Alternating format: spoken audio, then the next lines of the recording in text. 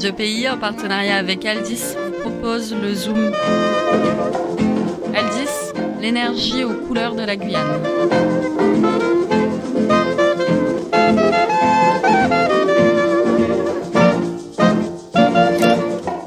Pourquoi il y a encore une calebasse et 2 couteaux dans le studio? Qui a mis ça là? C'est toi, Rémi? Je plaide coupable, Florian. Je pensais qu'avec l'habitude, tu finirais par comprendre ce que ça signifie quand une calebasse et 2 couteaux sont présents dans le studio. Oh non, ça veut dire qu'on repart faire la guerre au XVIIe siècle? Sérieusement, je croyais qu'on avait fait le tour des guerres sanglantes. Tu rigoles, j'espère. Une bonne guerre sanglante dans la forêt amazonienne dans un contexte colonial avec tension raciale autour de l'esclavage, on n'a que ça dans l'histoire. Crois-moi, on n'en a pas fait le tour. Mais si ça peut te rassurer, la calebasse et les couteaux, c'est pour signer un traité de paix. Alors détends-toi. Facile à dire. Chers auditeurs, ceux qui nous suivent savent qu'on va parler des Bushinengués aujourd'hui, mais voilà, si vous pensiez tout savoir à propos d'eux, sachez que vous ne savez probablement pas qu'il existe 2 nations de Noirs-Marrons dont vous n'avez probablement jamais entendu parler en Guyane. Je vous accorde que vous savez qui sont les Paramaka, les Ndjuka, les Aluku et les Saramaka. Mais si vous avez du mal à retenir ces 4-là, vous n'êtes pas au bout de vos peines. Il vous en reste 2 à découvrir, les Matawai et les Kwinti. Bon, tu veux qu'on parle desquels aujourd'hui, Flo? C'est toi qui choisis. Je prends les Matawai. Parfait, c'est ce que j'avais prévu. Chers auditeurs, repartons dans l'épaisseur des forêts surinamaises en 1762.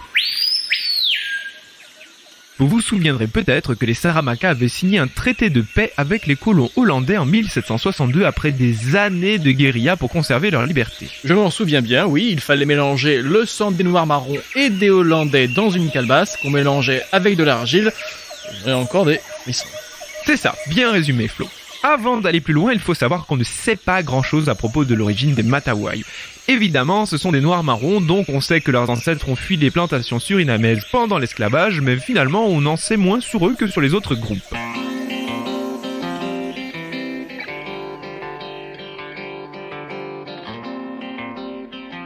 Tout commence avec les Saramaka. Ces derniers sont reconnus comme nation Bushinengue par les Hollandais qui leur reconnaissent un territoire bien circonscrit, ainsi que des villages et des leaders politiques bien identifiés. Ils vont même faire du commerce ensemble, mais voilà, au sein des Saramaka eux-mêmes, tout ne se passe pas forcément bien. Ça me rappelle les conflits entre les Aluku et les Ndjuka dont on parlait il y a quelques mois. Tu vas voir que ça ressemble un peu à ça, toute cette histoire. Pour faire simple, après que les leaders Saramaka aient négocié la signature du traité de paix avec les Hollandais, l'un d'eux, nommé Masinga, décide de rompre la paix. Lui, ainsi qu'un autre chef nommé Beku, vont continuer à attaquer les plantations des Hollandais et enlever des esclaves.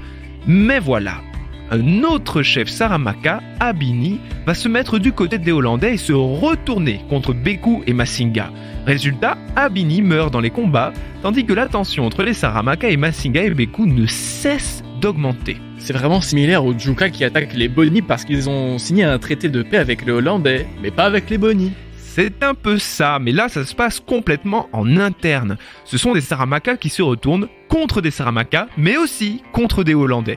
Les choses sont allées trop loin. Après la mort d'Abini, Masinga et Beku, qui avaient rompu le traité de paix et s'étaient fait attaquer par les leurs, décident de partir s'installer ailleurs. C'est ce départ qui est à l'origine, dit-on, de l'existence des Matawai. Et les Hollandais alors, ils reconnaissent l'existence de ce nouveau groupe? Et oui, dès 1767, ils signent un traité de paix avec les Hollandais également. Et à partir de là, les choses vont se calmer. Bon, il y aura toujours quelques disputes avec d'autres groupes de Noirs-Marrons, les Kwinti notamment, mais globalement les choses se calment. Il n'y aura plus de guerre sanglante ou de problèmes de traité de paix, pour le plus grand plaisir de Florian. Donc si je comprends bien, au niveau linguistique, culturel et historique, les Matawai sont très proches des Saramaka puisqu'ils faisaient au départ partie du même groupe. C'est ça, exactement. Merci. La langue Matawai est très proche de la langue Saramaka. J'ai retrouvé un petit article scientifique sur cette question spécifique. Et la conclusion, c'est que la comparaison entre les deux langues montre qu'il s'agit de la même au départ, même s'il y a quelques différences dues au contact entre les Matawai, les Ndjuka et les Kwinti. En revanche, la grosse différence avec les Saramaka, c'est que la langue des Matawai est en voie de disparition pour la simple raison qu'il s'agit d'un peuple de moins en moins présent, surtout par rapport aux Saramaka.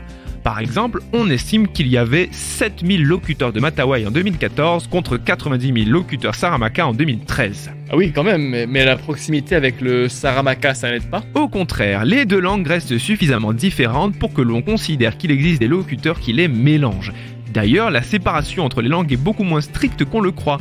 Sur la rivière où sont installés les Matawai, on considère que la langue dite pur se trouve en haut, et plus vous descendez, plus vous entendrez des personnes mélanger le Matawai au Saramacca, au Njuka ou au Kwinti. Mais en dehors de cette particularité linguistique, les Matawai sont intéressants pour autre chose.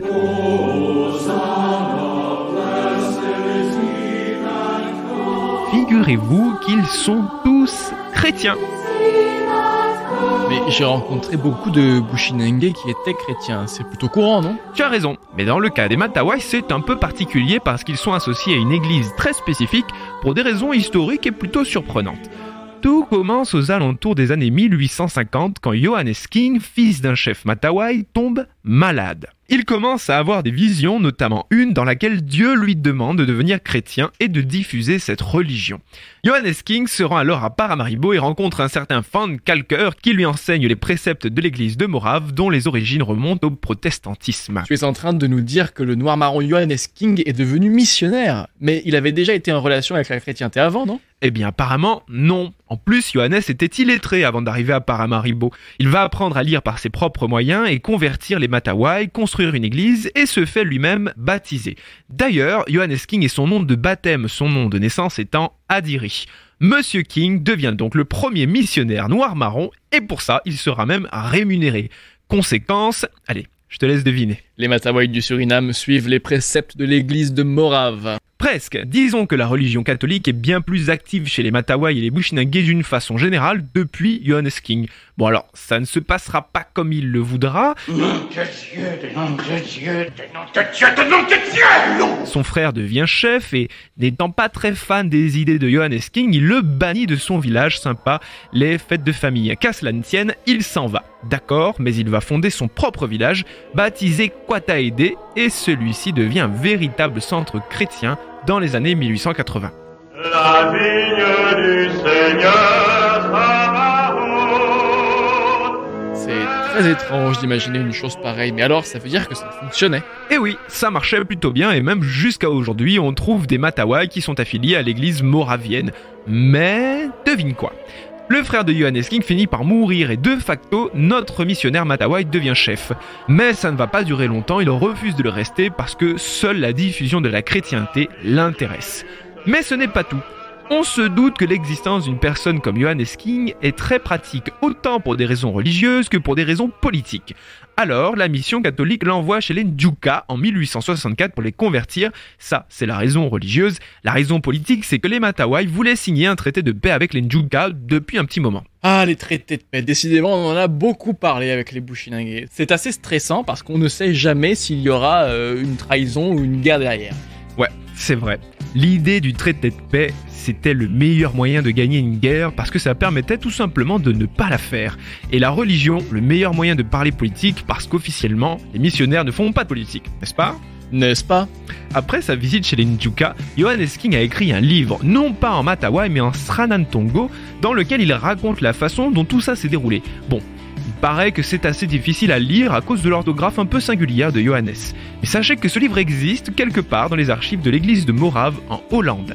Le plus intéressant pour nous sont les quelques 1000 pages qu'il a laissées derrière lui avant sa mort, dans lesquelles il raconte ses visites aux autres tribus noires-marrons, décrit leurs rituels, leur religion, il parle de ses fameuses visions et propose également une histoire des noirs-marrons jusqu'en 1868. Anthropologue, prêcheur et historien autodidacte, il a un sacré CV ce Matawai. Et voilà comment, d'une façon plutôt curieuse, vous en conviendrez, les Matawai ont, sans vraiment le vouloir, participé à la diffusion de la religion chrétienne sur le fleuve en donnant naissance au premier missionnaire noir-marron de l'histoire du Suriname. Chers auditeurs, je sais ce que vous vous dites. C'est plus compliqué que ce que je croyais. Il me semblait qu'il n'y avait que 4 nations noires-marrons et aujourd'hui on me parle de traité de paix, d'église morave, de guerre, de calebasse, de sang. Je vous rassure, tout va bien. L'histoire des Bushinengue va tout simplement bien au-delà de la Guyane. Je vous propose de faire vos propres recherches. Plus vous avancerez, plus vous découvrirez des épisodes curieux de l'histoire de notre continent. Et c'est ce qui en fait la beauté. Oui, en attendant, tu as quand même ramené 2 couteaux et une calebasse dans le studio. Allez Florian, il faut se couper le poignet et tout mettre dans la calebasse. 1, 2... Non. T'en as mis partout.